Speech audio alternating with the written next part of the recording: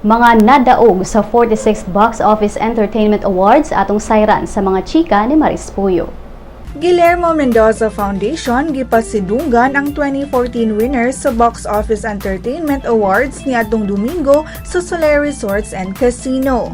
Gipanganlag Box Office King and Queen sila si Piolo Pascual ug Tony Gonzaga, samtang phenomenal star si Vice Ganda. Film Actor and Actress of the Year sila si John Lloyd Cruz ug Iza Calzado.